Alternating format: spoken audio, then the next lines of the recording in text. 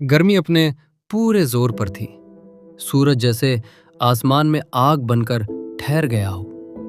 पेड़ों की पत्तियां तक थक चुकी थीं और हवा भी जैसे कहीं छिप गई थी। शहर की सड़कों पर धूल उड़ रही थी। लोग पसीने से तरबतर थे और हर चेहरा बस एक ही सवाल पूछ रहा था, कब मिलेगी राहत। इसी तपती दोपहर में आरव अपने छोटे से कमरे में बैठा था।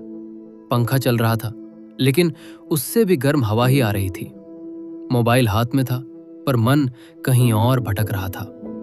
उसे लग रहा था कि जैसे ये गर्मी सिर्फ बाहर ही नहीं, बल्कि उसके अंदर भी फैल चुकी है। बेचैनी, थकान और एक अजीब सा खालीपन। अचानक उसे अपनी दादी की एक बात याद आई। दादी अक्सर कहती थी, जब मन भारी लगे और दुनिया बहुत गर्म लगे तो किसी ठंडी जगह का सफर कर लो, चाहे वो जगह बाहर हो या अपने अंदर। बस यही बात उसके दिल में बैठ गई। उसने तय किया कि वो शहर की इस तपिश से दूर कहीं प्रकृति के पास जाएगा। अगली सुबह सूरज निकलने से पहले ही आरव अपने सफर पर निकल पड़ा। उसने ज्यादा सामान नहीं लिया, बस एक छोटा बैग, पानी की बोतल और अपने मन की थकान। कुछ घंटों की यात्रा के बाद वो एक छोटे से पहाड़ी गांव पहुंचा। वहां की हवा में कुछ अलग ही ठंडक थी। जैसे ही उसने गहरी सांस ली, उसे लगा कि उसकी सारी थकान धीरे धीरे उड़ने लगी है। गांव छोटा था, लेकिन बेहद खूबसूरत। चारों तरफ हरे भरे पेड़, दूर पहाड़ों से बहती ठंडी हवा और एक छोटी सी नदी जो धीरे धीरे बह रही थी। पानी की आवाज जैसे कोई मीठा संगीत हो। आरव नदी के किनारे जाकर बैठ गया। उसने अपने पैर पानी में डाले। पानी इतना ठंडा था कि जैसे उसकी सारी गर्मी उसी पल खत्म हो गई हो। उसने आंखें बंद कर ली और बस उस पल को महसूस करने लगा। कुछ देर बाद उसे पास ही एक बूढ़े आदमी की आवाज सुनाई दी। शहर से आए हो? आरव ने आंखें खोली और मुस्कुराते हुए कहा, हाँ, और शायद खुद से भी दूर आ गया था। अब वापस खुद को ढूंढ रहा हूं। बूढ़े आदमी ने हंसते हुए कहा, अच्छा किया। यहाँ की हवा सिर्फ शरीर को नहीं, मन को भी ठंडक देती है। उसका नाम हरिदास था। वो गांव में ही रहता था और हर सुबह नदी किनारे आता था। धीरे धीरे आरव और हरिदास के बीच बातें होने लगी। हरिदास ने कहा, तुम जानते हो ये ठंडी हवा क्यों इतनी अच्छी लगती है? आरव ने सिर हिलाया। क्यों?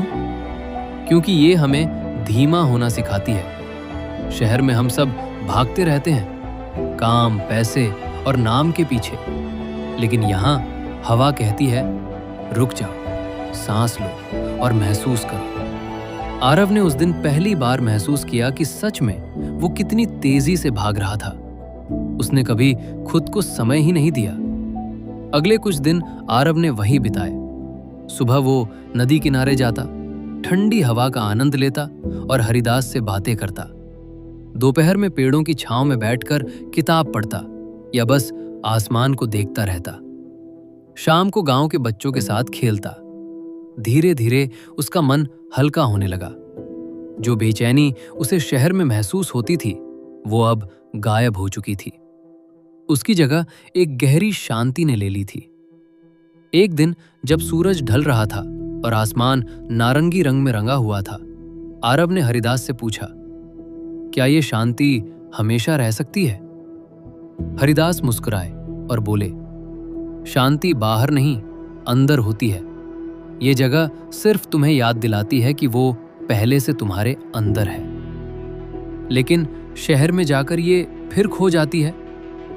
खोती नहीं, बस दब जाती है।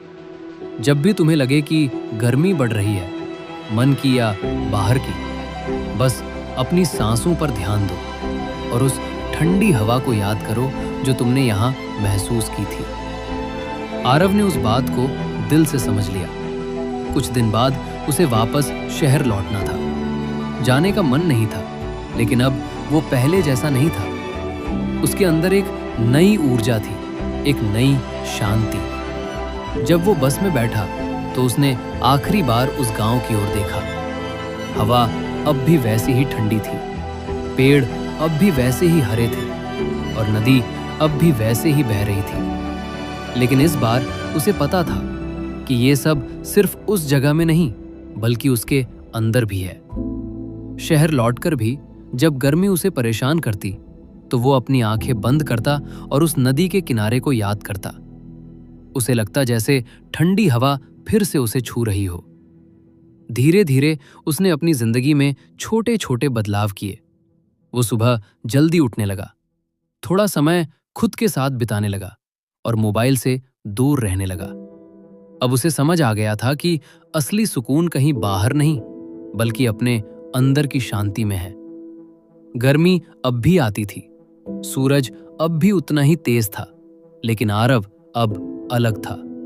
उसके अंदर एक ठंडी ताजी हवा बह रही थी जो उसे हर हाल में शांत और संतुलित रखती थी। और यही इस कहानी का असली सार है।